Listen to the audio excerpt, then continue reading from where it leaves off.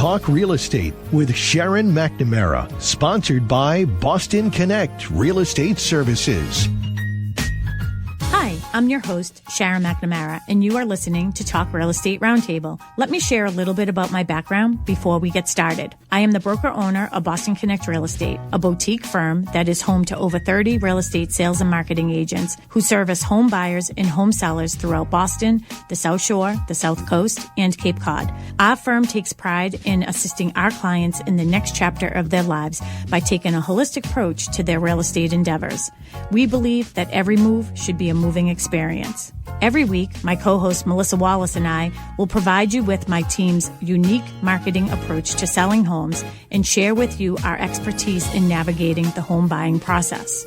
We value the experience of our agents at Boston Connect Real Estate so much that not only will you hear my perspective on real estate topics, occasionally you will hear the expert thoughts and opinions of our experienced agents at Boston Connect Real Estate. Be a part of our roundtable. If you have any questions during the show, please call 781-837-4900. We love to talk real estate. Follow us on Facebook, Instagram, and wherever you like to listen to podcasts at Talk Real Estate Roundtable. If you would like a one-on-one consultation with me and my team to discuss your real estate needs, you can connect with me at bostonconnect.com or 781-826-8000. Now, sit back, relax, take good notes, and let's talk real estate. And good morning to all my South Shore neighbors. This is Sharon McNamara. You are, of course, listening to Talk Real Estate Roundtable. I don't have my sidekick with me today. She is on a well-deserved vacation. We actually both took last Saturday off from the show, so I'm back live. Of course, I have Tim McKinney in the studio with me today at WATD. Good morning, Tim. Good morning, Sharon. Good morning, good morning. Good morning. You are my sidekick, as always, on Saturdays, and I love that. And we no longer do the show on Tuesdays, so I no longer am cheating on you on Tuesday nights. It's all me and you, my friend. Hey, whatever you do on Tuesdays, that's your business. Don't worry about that, okay? No worries. Thanks, Tim. Well, I'm excited today because we haven't really had guests in studio in a while. Melissa and I have been doing our own gig. It's just, when you're in the spring market, then it goes into summer. It just all sort of blends in with each other. So if you're watching us live, I just want to sort of get my face in there. I am here. I'm up there. I am. So we're on Facebook and all of the social media pages. So good morning to everybody. But I have the camera just set on my two guests. So I'm excited to have you guys. Are you guys nervous at all? Not at all. Thanks for having us. Bob, are you? No, never Bob? done it, but we'll see. So I have Brian Cain with me. He's from Cain Construction. You do a little bit of everything from what I can see, because everything I need you do. I don't know if you actually do those things. We try. We try to do a little bit of everything, try to help everyone out any way we can. Yeah, awesome. So we're going to get in. I'm going to give you a minute and a second to introduce yourself and tell everybody more about your business and everything that you do there. And I also have Bob Brenton with me, right? I'm saying that correctly, Correct, right? yep. From Legacy Pumping, right? Yes. And this is your own firm? Correct. It is. And you do pumping. It says pumping on here, but you do other things. And today we're talking about like Title V inspections and all that, but we're going to get into like the healthy system and how to, do that. Love my title, you guys. Wait until you hear this one, Tim. Are you ready? If you don't love AI, you should, because I'm not even going to take credit for this. I said, please come up with a creative title for my show today, because what I was going to say about the septic systems, I can't say on air. And so, like, I was talking to Mark about it last night, and I was like, can I say it really isn't a crappy topic? He's like, yeah, maybe you shouldn't say that, but I was going to use the other word. And then Mark's like, well, maybe you say, well, this topic really doesn't stink. And I thought, you've heard them all. I know you guys have. I'm married to a plumber, so I know I've heard them all too. So this one is the dirt on septic, flushing out what sellers need to know. Oh, God, but that's so good. Right? You guys could do a blog on that. You can take this show, make it a blog on your websites. So that is such a great topic. So for all of our WATD listeners, we are going to be talking about septic systems today. So a couple things that I want to discuss is one, what is everything about a septic system, right? How does a septic system, how is it healthy? How do you keep it healthy? What are some of the myths about it, right? I added a couple of mine in there that I had thought of. And then what's the inspection process like? And then what happens if it fails? Oh, we have a caller already? Yes, we do. We have Jane in Plymouth. Hello, Jane in Plymouth. How are you? Good. How are you? Is this Melissa? Sharon. This is Sharon. Yeah, Melissa's on vacation. Well, she got back late last night, so I told her she could have the night off. But I hope you're okay talking to me. A while ago, there was a show that you wanted people to call in who stayed in their original home after the children left. Yes. And my husband, Dick, called. Yes. And he's and you wanted to come and see where we lived. Yes, because you're going to give me some limoncello. Yes. Yes, okay, yeah, of course I remember that. And we have cesspools. We don't have a septic system. Oh, so we'll talk about that, guys. I don't know if that's on our agenda, is it? Cesspools? Well, that would be a fail, right? Was on your agenda, I just heard. Yeah, so we're going to be talking about septic systems. What do you think about the title? So, Jane, now he's having you call, right? Because he's tired of calling me. Dick, I promise you, we're going to come and see you. Don't drink all that limoncello. You know what I want to do is I want to put limoncello on vanilla ice cream. So I'll bring the ice cream. You supply the limoncello. Don't have to bring anything. Oh, we have ice cream. We have vanilla. Have ice cream. She wants vanilla, though. Okay. Yeah. I'll take anything. Hey, I'm not choosy when it comes to my ice cream. But thank you for bringing up that point. So we will definitely talk about cesspools. Did you have a certain question about a cesspool, or do you want me to just make sure that I hit upon it while I'm here with my two guests? Yeah, no, I am not making any comment about cesspools or septic systems. This is phone call, a big nudge. Okay, all right, perfect. Well, I promise we will be down in the next couple of weeks, and I'll be down anyways because we're having our event too, a couple of events going on that I want to tell you about. So I'd love to see you again. Okay, all right. Great. I'll talk soon. Okay, so, have a good day. Bye, Dick and Jane. I call them Dick and Jane. I don't really think her name is Jane, but they're wonderful. They're from Plymouth, and they talk about their home. They have a beautiful home, and they've stayed in it forever. And this is actually such a great topic because my career right now is at that point where I'm seeing a lot of that happening, where the people who have been in their house, right? They're the ones that are going forward. So first and foremost, Brian, please tell everybody about your company. Again, it's Brian Cain Construction. So tell everybody what it is that you do and all the different pieces of it. So we are a excavation company based out of Pembroke. We do septic systems, site work, hydro-seeding, lawn installs, grading, stuff along those lines. I'm a third generation. My grandfather started the business. We were incorporated in 1974, mainly as a masonry contractor. Both my father and grandfather were both masons. My father built many chimneys in Pembroke, and in 2019, he kind of retired from doing any of the masonry stuff, and at that point, I decided I wanted to try to transition the business into doing excavation work, because that's really what I like doing. So I saw the recent video of your new splurge. Were you on a tractor? Yes. Yeah. No, my wife loves when I come home with new pieces of equipment, but unfortunately, she said she splurges on like a $7 coffee, and you go out and buy a tractor. Yes, that's how it works. Unfortunately, I mean, we as the business grows, I have to buy more Boys equipment. Love toys. That's you don't have to justify it to me. I try, Yeah. So I know that with the masonry too, your dad has done some stuff. He did some repairs on my chimney as well, and he did.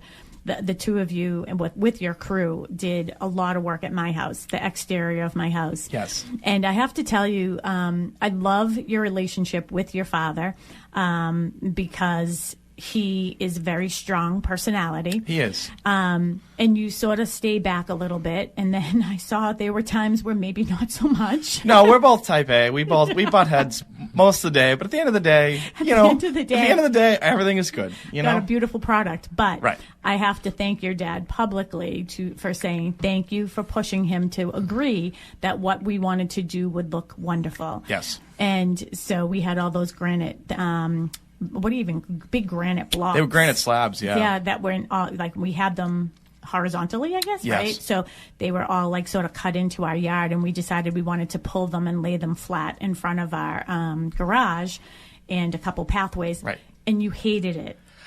I couldn't see the vision until we started to get going on it, and it was a lot of work. It was, and you also got to give credit to Mark for picking all those things up. I know. God bless him. I know, he's strong. Those were some heavy pieces of granite, I will tell you that. Yeah, he is strong. But I love, after it was all done, you agreed with your dad. So that's that shows me strong character when one can say that they were wrong. I hope your dad is listening, by the way, or at least listens to the rerun so he can see that I'm giving him kudos right now. But I love your dad said, your garage looks more like a carriage house now. Right. And I loved that. Yeah. It's exactly the vision that I had in my head. Don't worry, Bob. We're going to bring you into this conversation. Sure. But so you did a great job with that. But today we're here to talk about, the excavation part and repairing septic systems, of course, is a big part of what you do. Exactly. Yeah. And you have a lot of experience, years of experience. I do, yeah. And we just, we like doing it, and I like working in Pembroke. We, most of our work is in Pembroke and Hanson, Halifax, local to the South Shore. Local, yeah. So mostly your touch towns. Right. Exactly. Exactly. I have to tell you, too, one of the things that I love and appreciate about your company is your crew. And I know one of them, you recently lost one of them to the Carolinas. I did. Yes, I had the pleasure of helping them sell their property and their home in Pembroke. What a great, great family they are. And just hard workers, but I have to tell you, they're just, so respectful when they're on property, and that to me goes a long, long way because I am a business owner. Right. And that's a reflection of you. I have a great crew. I couldn't ask for a better crew, honestly. I mean, every job that we go to, I try to strive, to do the work at whoever's property we're working at, like it was my own house, and my guys pick up the slack, and we'll do whatever we need to do to get the job done and make sure that it looks nice. Yeah. When I leave, I don't have to worry that, I have to come back and check what they did because I know that they're all hard workers and they all know what they're doing and do a great job. They really do a good job, and they're very personable. And I know Mark says, my husband, obviously McNamara Plumbing, one of the things he says, the most important tool he has on his plumbing truck is his broom. Yeah. Because at the end of every one of his jobs, he doesn't care how long it takes him. He's sweeping up behind him, and Absolutely. he gets more comments on that than anything else. So it's just a pride of you're stamping your name in. You know what? You're 3 generations. Yeah. I have goosebumps right now and could potentially cry. Why? But you're stamping not only your name but your father's name and your grandfather's name on every piece of work that you do. So I commend you for that. Well, thank you. Talking about legacy, is that the reason why you came up with your name? It's sort of a legacy of your family has been in this business, right, for a long time, or can we not go down that path, or do you not want to? No, we certainly can. And Bob Brenton, by the way, by Legacy Pumping. Yes. So I started this company this year, and it was my family had been in the wastewater industry since 2001 under former companies, and we did end up selling last year to a larger firm. And it was always in my, ingrained in me that I would probably be dealing with septic systems for my whole life, and doing the Title V's and the pumping, doing it for about 15 years. And with the new company is my brother, and also some, other employees that were with me. And it's going really well. We'll basically, we have 2 locations, Plymouth and Pembroke. And our service area is the South Shore. Probably makes up about 20-25 towns. Nice. To do inspections and septic pumping. And is that everything that you do? So, if you did an inspection and it needed a riser, do you do risers or do you call Brian? No, we do small repairs. And do you prefer it that way? Yeah, I mean, most of the times if they have to put tank risers on and stuff like that, even D-box risers, Bob will take care of it because they've already exposed everything. I mean, normally if he calls me, it's more involved. We got to do pipe replacements and get a machine in there and stuff and digging along those lines. Okay. Yeah. A lot of times what dictates that is if a permit needs to be pulled too. Oh, okay. So permits generally aren't required for filter installs or risers, but as soon as you start cutting pipe, whether it's an outlet pipe or a distribution box replacement, that's when permits need to be pulled. Okay. Yep.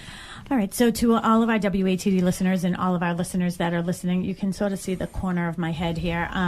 You are listening to Talk Real Estate Roundtable. If you have any questions for me regarding real estate or for my guests here, please call the studio and Tim will get you over to us. 781-837-4900, 781-837-4900. You can even text that number and Tim will get a text message and he can read your question online for us. So let's just sort of start, I guess, with the process of let's talk a little bit about a healthy system. Want to talk about that first? And you know what? Let's go the other way because the other stuff I want to talk about first. Let's start with inspection, okay? If you want to, somebody's going to be selling their house. I always tell people do that inspection before you put the house on the market for very good reasons, right? Because everyone always thinks, oh, it's going to pass. That's probably my favorite thing about you guys. Everyone that is even thinking about selling their house, I always recommend, everyone panics and doesn't want to do the Title V, and because they're worried that it's going to fail. Yeah. Well, there's nothing to say that it could pass as well. And I can't tell you how many times we see, they put the house up for sale, and it's never with you guys. It's with other real estate firms where they put the house up for sale, and then they do the Title V, and now it's failed. Yeah. And then the homeowners are stressed out because now they're worried they're going to lose the sale. How are we going to do this? They have another home lined up, and, if they had just a month before got a Title V done, one way or another, it's unfortunately going to have to get done if it fails. But again, there's nothing to say that it might pass. I mean, my aunt's house was built in 1963, and that passed Title V with a D box for $1,000. Yeah. You know what I mean? And everyone gets nervous that the system's old. There's nothing to say because it's old that it's not going to pass. And I stress that to people. It's at the end of the day, the longer you wait, it just doesn't go away. No, it just ups the chances of how stressed that you can be. I mean, yes, potentially you put it on the market and it passes and everyone's happy, but if it doesn't, it's delaying the game is just not going to. And it's stressful because you know what, Brian? A lot of people don't understand the process. No. They think, oh, my system failed. I guess I just call Brian and he puts takes one out, puts one in. Oh no, my friends. No. Unfortunately, it's we can get into that a little bit later, but that's it's a somewhat lengthy process if it fails, and and time of year has a lot to do with it, right? So that's what the advice that our agents right now and I'm giving my clients is, if you are considering putting your house on the market in the spring, then do your Title V inspection now. Exactly. Just do it now. If it fails, I feel like they think that if it fails, I'm going to have the septic police breathing down my neck, right? No, and if it fails, if you're selling the house, if it fails, obviously, you got to get the ball rolling with getting an engineer, and the town's not going to be coming knocking on your door at 5 o'clock at night saying, hey, we have a problem. You just need to get the ball rolling. And if you're not selling the house and you do an inspection and it does fail, the town offers all sorts of programs through the town and the state with betterment loans, which is a great alternative if, that's something you want to pursue, Yeah, absolutely. And that's one of the things that I think is really key is one of the things you said is in my opinion, you don't want to do it after you already have the sale, because I'm telling you, if I'm the buyer's agent and that house fails, I want to be looking, well, not me personally, but I would take whatever those engineering plans are. I would bring them to Shane McGlone and say, Shane, can you tell me what this system is? Right. Because what I'm looking at right now could be completely different from what gets installed. Is it going to be in the same location? What if I was going to put a pool over there? Or different things can happen after you already have your buyer, and you don't want to go through that process. No. So you are very right about that. So doing the septic inspection, what is the process for that? So a homeowner just calls you and says, hey, Sharon told me that I should give you a buzz. I have to have a septic inspection done. What do you do from there? Sure. So the first thing we do is we have to obtain the plans. Usually they're at the local town hall board of health office. Unless you go to Pembroke and the house was built before 1978. Right. Yeah, that's true. and then that becomes a problem. Yeah. Right.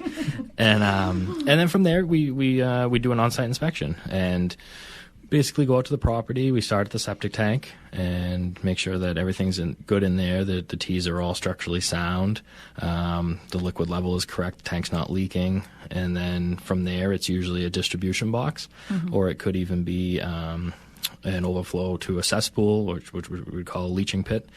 And as long as there's no hydraulic failure, all the levels are correct, usually it passes. There are some other things that we have to contend with, like groundwater table and other local regulations, but it's a pretty simple system. I mean, it's a pretty simple process because the systems are simple. A lot of people think because they can't see it that it's intimidating, but they're very simple. So do you have to get into everybody's homes when you're doing an inspection? We generally want to see the basement because we want to see how many pipes are leaving the foundation, and we also want to do a bedroom count. The garbage disposal we do want to look at to see if there's one, because we have to recommend that it be removed if the system's not designed for one. But sometimes there's certain circumstances that don't allow that. Do you know when I'm a buyer's agent, one of the first things I do when everybody's like, oh, look at the granite, look at the stainless, I'm like, let me look in the sink. Like, it's the first thing I want to do because I just know that a lot of people put them in after the fact and they're not great. No. Yeah, right. Yeah. So when you're looking at the levels, right, so where's the distribution box? Like somewhere in like that? I'm sort of drawing pictures for my guys. Is it on the other side? On this side. Yep, so right it goes on this side to the leaching. Okay. Correct. So for all my listeners, you can't see my little sketches, but you have your house, you have a pipe that goes out to the tank, right? So you have the level, it's going in, so all the solids are going to the bottom, right? And then your liquid is, on top of that. And then, but this pipe that's going out is lower than the pipe coming in, right? Correct. So the house side is the inlet side, which is higher, and then the D-box side is going to be the outlet side. And this side is lower. So then that goes out to the D-box. What's the D-box function? I know, but what does it do? It's a distribution box. It distributes the liquid evenly throughout the leaching field. Okay, so through all the pipes. Correct. Okay. Oh, so from the distribution box, it would go like this. Correct. Okay, so like if you have 5 different pipes coming out. Correct. They all go out evenly. So are you impressed with my skill right now? You are. If you're looking for a job, you're hired. I literally, I need another job, Brian. But so for you, Bob, when you go, where are you looking? Are you looking in here? Are you looking like where are you pumping it from? We're pumping it from up here. Yes, like from a hole here. Correct. So a normal 1,500-gallon septic tank has 3 access points, one over the inlet T, one in the middle, and then one over the outlet T. Here. Yeah, the outlet cover is our primary spot to go to because so many tanks have effluent filters nowadays, so we can clean the filter and pump the tank from the same access point.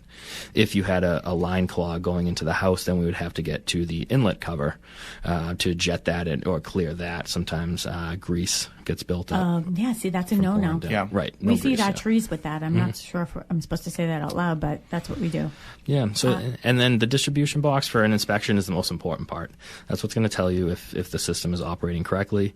That's a definite access point that you have to get into. Actually, the state says that you must inspect it and dig it up. Okay, so a lot of times I see pictures of this, and I'm picturing one in particular that it was like all crumbly, so is that cement, made out of cement? It is, yes. Yeah. So what? I'm assuming it crumbles, you're out. Yeah. That's a fail? No, not a fail. Just it needs to be replaced. Oh, the distribution box. Yeah, just a conditional. Oh, that's a good point. Okay. Yeah.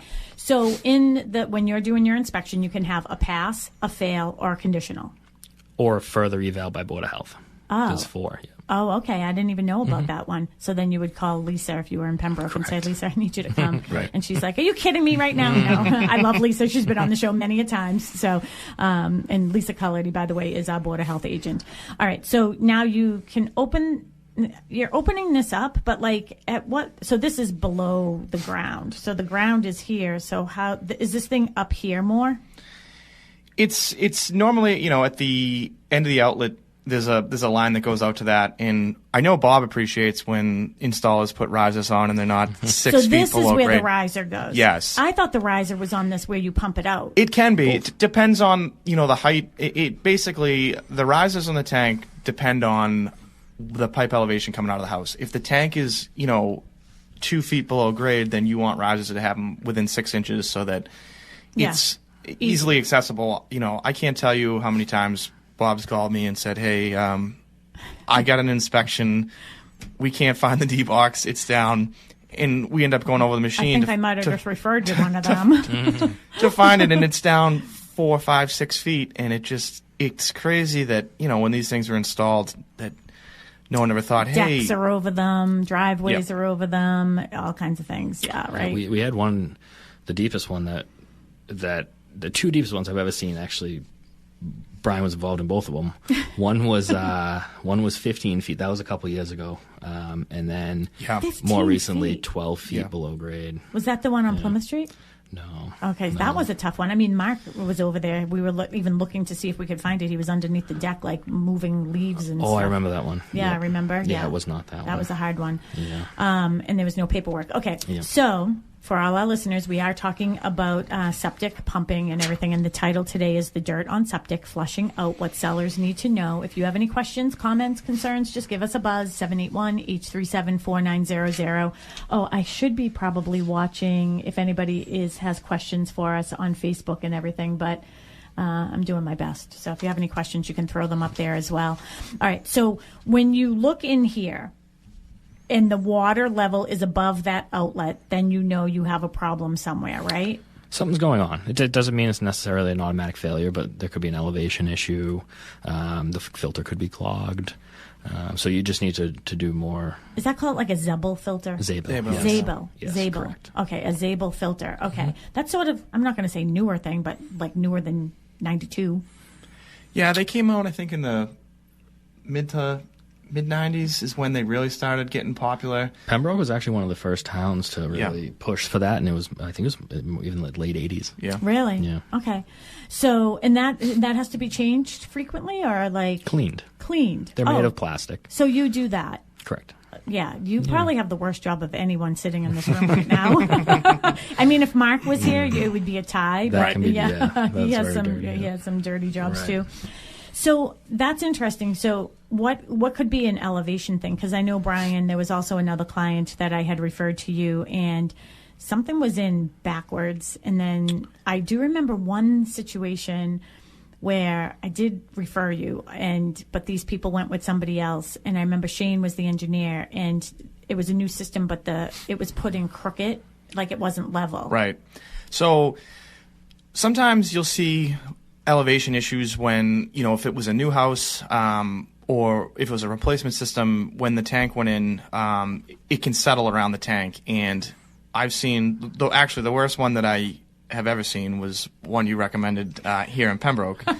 And the pipe had settled like 16 inches. And I can't believe that the people were not having more issues than what they were inside the house. But sometimes you'll see that on the inlet side, and other times you'll see it on the outlet side. I mean, back in the 60s and 70s, they used to use this Orangeburg pipe, which is basically tar paper that was fused. And this stuff, at the time, sounded like a great idea. It does not hold up. And a lot of times we'll see people, think that their septic's in failure, they're having problems in the house, it's backing up, and they're in full panic mode. And, we show up and open the tank, and the tank's at perfect working level. And we're like, what's going on? Well, the Orangeburg can collapse over time and actually literally just disintegrate. And, that's another issue that you'll see, which, again, is not always, a failure. It's just that the pipe needs to be replaced from the tank to the house, which oftentimes isn't a huge deal to do. Yeah. So, and that's our point here, right? It isn't always the worst of news that you have to have a new system. I think that everybody thinks, I need to have a new septic system. It's going to cost me $35,000. And you know what? Here's the thing. I think when it comes to that stuff, I always say buyers are looking for what's wrong, not for what's right. So if I go into somebody's house and I don't know, there's a hole in the wall, the buyer says, that's going to cost me $1,000 when it's going to be, 50, right? Or even if. I think with septic systems, it's the same thing, right? They just think, that's going to cost me $35,000. And possibly, right? Yeah. Actually, I was talking to Mark, and one of our agents has had a fail, and they got Mark had to go over there for something to do with plumbing, and the agent had said that they got an estimate, and Mark's like, you should call Brian. So, anyways, you should be getting that phone call if you haven't already. Okay. Well, thank you. Yes. Not to say that you're going to do it cheaper, but this is, and again, I say this on the radio show all the time, and I know that my listeners know this about me. I only bring people on my show that I trust and would use myself. All right. It's just who I am. And I think that there are some companies out there that I definitely, wouldn't recommend, and that's why you don't hear them on my show. But for the most part, not for the most part, I'm telling you, you guys are the best. All right, so this failure thing, if the water is higher, it could be a couple of different things, so maybe don't worry as much, right? Right. Brian, as you were talking, and you were talking about that pipe that was sort of sloped the wrong way. I don't know which way it was sloping, but it was sloping the wrong way. I recall another time, years and years ago, I had a house, and it was a newer system, but they had that same sloping issue had happened, and lo and behold, they were thinking about it after the fact, and they had some work done on their house, and trucks, big heavy trucks, had driven on the driveway. Yep. Not on the driveway, on the grass. Yep. So I mean, it's really important for homeowners to know where their system is. It is, and you can't. There are systems that we can install that can be driven over, and depending on what you have for space, it can go under your driveway. It has to be H20 rated, which H20 means your average septic that goes into a residential house is H10 load, which means it's not designed to be driven over with heavy equipment or vehicles. But they do make stuff H20 load, so you can put it under the driveway and be driven over. But I always tell people, listen, you have to be very careful what you're driving out here, because it can do thousands upon thousands of dollars of damage without even knowing. Yeah. And we put a new system in a plumber. It certainly wasn't Mark, because Mark, we know him. No, Mark knows better than that. Yeah. We had put the system in and backfilled it on a Friday, and Tuesday morning, the plumber had his plumbing van on top of it, and I'm like, what are you doing? Whoa. Yeah. What's going on here, Yeah. So that's definitely one thing I always stress to people, before you do anything, at least have an idea of where all your components are. And yeah, absolutely. So I know when I bought this building, I don't know that you were out on your own. No. You weren't then, right? So I did have a system put here in my building here, and I did I guess it must be the H20 load. Correct. Because I made sure that you can park on the leaching field and out back, because I have a pump up system that you could do it in the back, park in the back where the tank is. So if I ever need it for future parking, I thought that was a smart thing to do. Absolutely. And that is another thing too, and again, we have an agenda, guys. I never go by it. It's just whatever comes off the top of my head. But somebody goes, they have the system done, and if it fails, I always suggest to people when they go through the engineering process, and we'll talk more about that right now too, is think of different things, what's going to make your house. This is another reason. Do it before. What's going to make your house worth more money, right? So, if you have a colonial and you potentially could do 4 bedrooms, and you have a 3-bedroom septic system right now, and it fails, maybe you make it a 4-bedroom septic for future. And at the time, people ask me this question all the time: how much money is it to add an additional bedroom on when we're putting a system in? And when we're putting a system in, it's not much money. I mean, because it's really only increasing the leaching field, right? It is, and it's not, after the fact. Can it be done? Yes. It's a little bit bigger of a deal to do it after the fact, but because now you have to disrupt, dig everything back up, and it's a lot harder to do it after the fact than it is to do it while we're there. And people have said to me, "Oh my, is it going to be $10,000 to add a bedroom?" Absolutely not. No, Yeah. it's we're talking a couple hundreds of dollars, if not $1,000, to add another bedroom on, which will increase the value of your house 100%. tenfold. Absolutely. Well, this is actually a question that I don't know the answer to. So with this distribution box, do those come in different sizes? So, is it almost like, like when I look at a heating system, I can tell how many zones it has? Yeah, so the distribution boxes, your normal house has it's called a 5-outlet distribution box. So there's 5 pipes that can come out of it. But they make those up to, basically, they have, a house you can put a 7-outlet in. You can, if it was a system that was bigger than that, you can actually do 2 separate distribution boxes with one that feeds both of those. So if you had a hotel? Exactly. Okay. I'll keep that in mind for another business. So the normal one is 5. So does that mean, is it one for each bedroom? Is that how you do it, or does that not really matter? Not really matter, no. No? Okay. Bob's shaking his head no, Yeah. too. You can talk. I know. We're on the radio. Go ahead. So it doesn't mean, okay, I have 5 outlets. That means I could have 5 bedrooms. Correct. And it doesn't mean I have 3 bedrooms, so 2 of them are blocked. Right.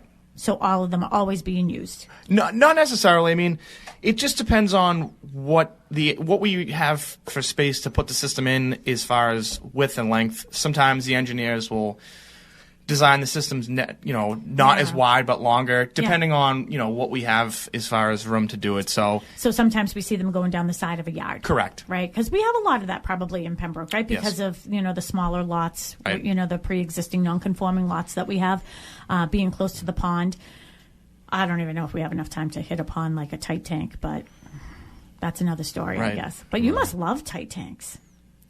Yes, because they always need to be pumped. Yeah. Exactly, right? Yeah, and there's a lot in Pembroke, Halifax, and Hanson. You get down into like the Plymouth area, and there's not as many. Okay. But definitely a lot up here. Okay, perfect. All right, so I'm going to switch back over to you. So you're doing your thing, and you're checking, and you see that, okay, it's a pass. All right, that's easy breezy. You see that, it's a fail. What happens at that point? So then you're filling out the paperwork, and you have to report that with the town? Correct.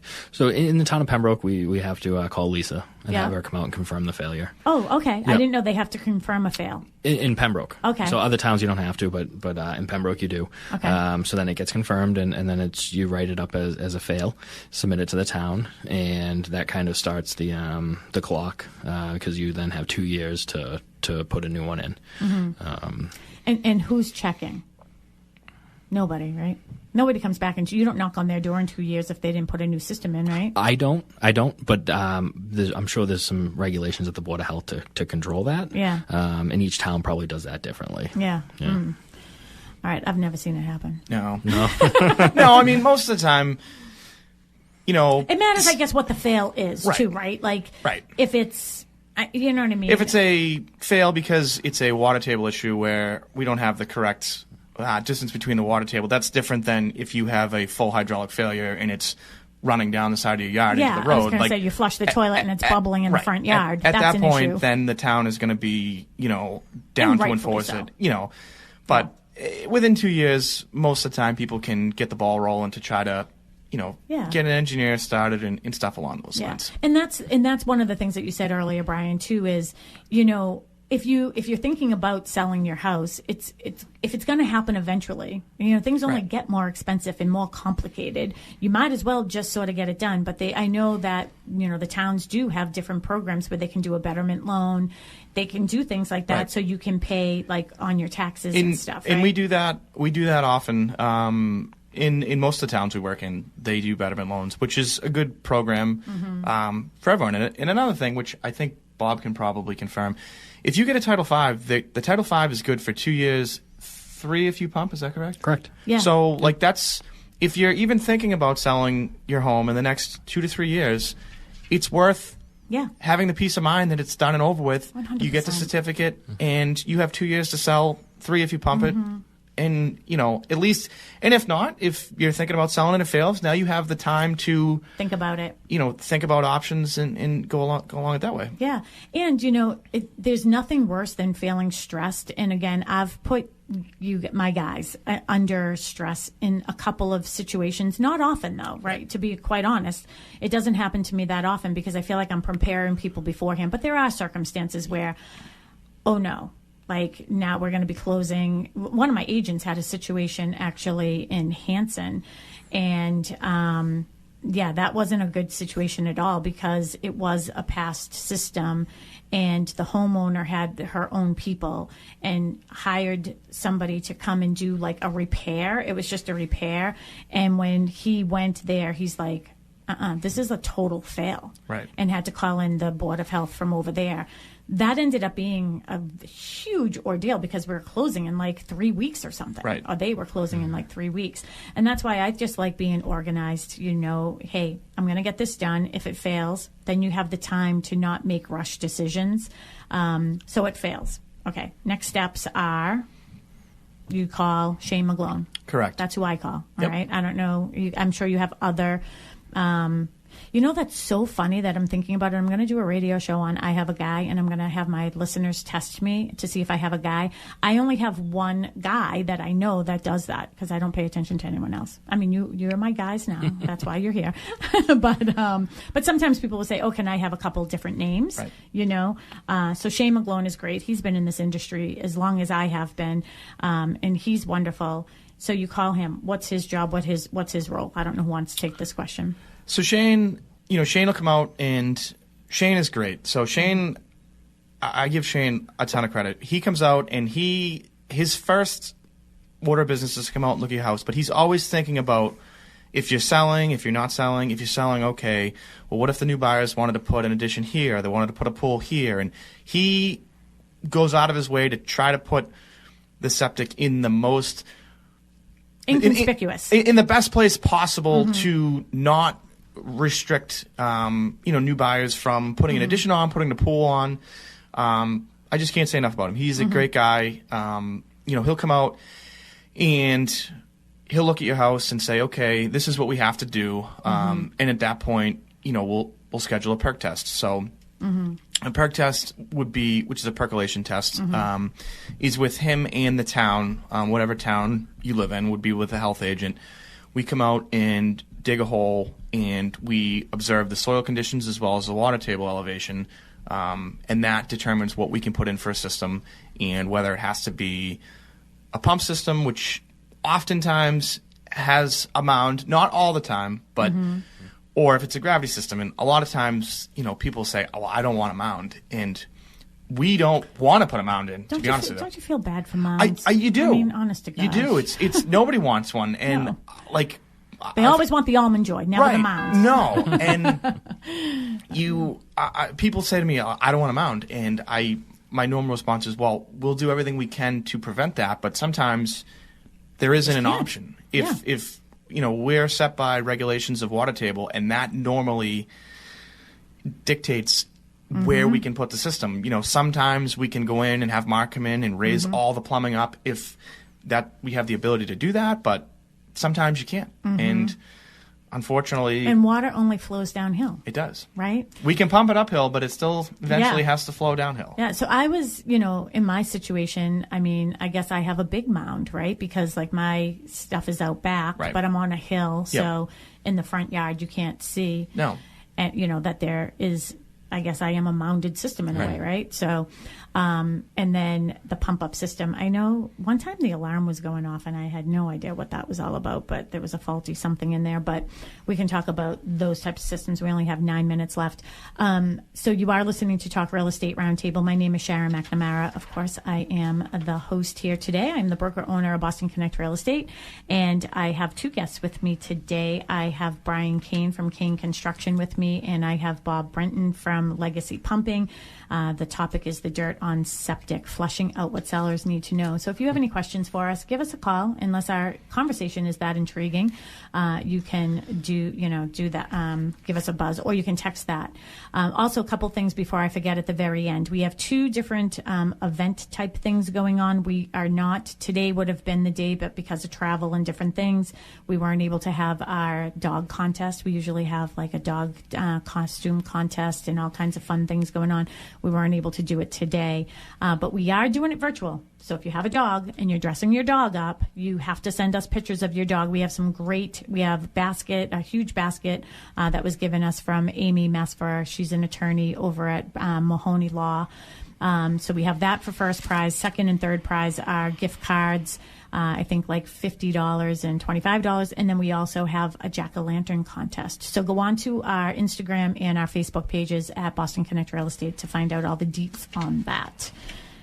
I'm not going to lose my job, Melissa. I'm like, I literally just looked up and I was like, oh crap, I can say that on this show. I'm supposed to talk about those things. And I was supposed to change out the board from last week. Okay, so now Shane does his thing. He goes out there. He does the perk test. I have to tell you, when they did the perk test here, I don't know that I was ever really present for one, and that was sort of interesting. I loved watching that whole thing. It is. Yeah. It's neat because it tells a lot about the area where, when your house was built. Did they bring in a lot of material to fill it, or is it all natural? Yeah. Never thought of that part of it. And the nice thing about Shane too is, since he has been in the business so long, you can literally call him about a property and he'd be like, oh, I did the one next door and I remember the soil was like this. Right. That doesn't necessarily mean your soil will be the same, but it gives you an idea. It does. And the thing with him, he is my go-to engineer. Anyone that calls me for a septic, I recommend Shane. We do work with other engineers on the South Shore, but the one thing I'll say about Shane is, which is a big thing, when we call him, if we have a question, we have a problem, he's there 15, 20 minutes for an inspection, where you call some of these other guys and they'll say, oh, we'll try to get you there this week. Yeah. And as you know, sometimes we're under a time crunch where we need to get the septic backfilled and wrapped up and loamed and hydroseeded for the sale. And maybe not even just for that one, but you have one that's, needs it right in front of it. And often in some towns require the as-built for the town to come out to do the inspection. And, sometimes we've had jobs where we've sat 3 or 4 days waiting for the as-built to be done, where Shane comes out at 3 o'clock on a Monday afternoon, and at 8 o'clock Tuesday morning, I'm picking it up to go bring it to the town hall. So, and I love that about Shane too, is that he actually goes to the site to make sure. And that was the one where he was the engineer on this other one I was talking about, but somebody else put it in, and I don't even remember the company's name, and it was crooked, and he made them take it out, and then they took it out and it cracked. It was like this huge fiasco. All right, so you were talking about an as-built. That is sort of just where the system is, everything about it. Exactly. It's the blueprints for what's either installed at your house now, or when a new system goes in, Shane comes out and does the as-built, which people always, when we're putting a system in, they're like, well, how do I know where the components are?